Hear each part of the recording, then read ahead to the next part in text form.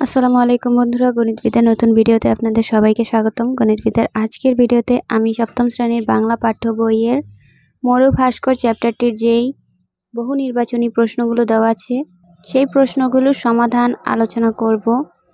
আশা করছি আপনাদের ভিডিওটি সহায়ক হবে, হেল্পফুল হবে এবং আপনারা যদি এ ধরনের আরও ভিডিও পেতে চান তাহলে অবশ্যই চ্যানেলে সাবস্ক্রাইব করুন এবং পাশের বেল আইকনে ক্লিক করে অল নোটিফিকেশন অন করে রাখুন।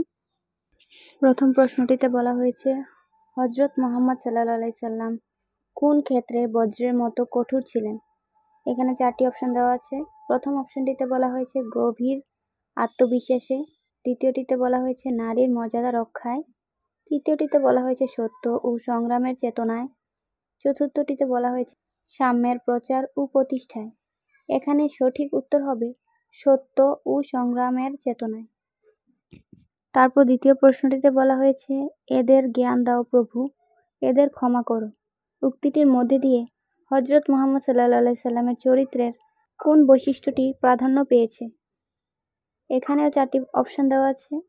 প্রথম অপশনটি হচ্ছে ক্ষমা ও মহানুভবতা, দ্বিতীয়টিতে দয়া ও করুণা, তৃতীয়টিতে প্রেম ও ভালোবাসা এবং চতুর্থটিতে বাৎসল্য ও ন্যায় বিচার।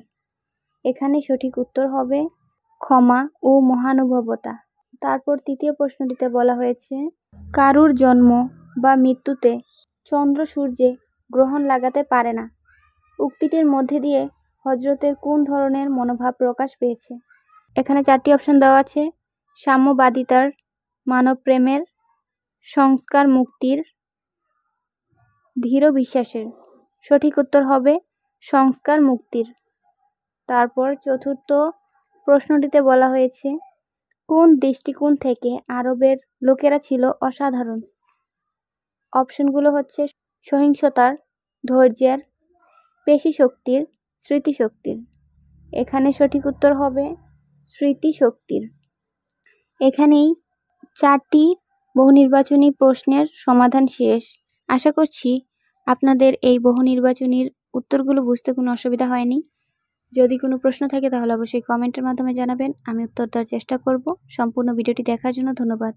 দেখা হবে পরবর্তী ভিডিওতে। ততদিন ভালো থাকুন, সুস্থ থাকুন। খোদা হাফেজ।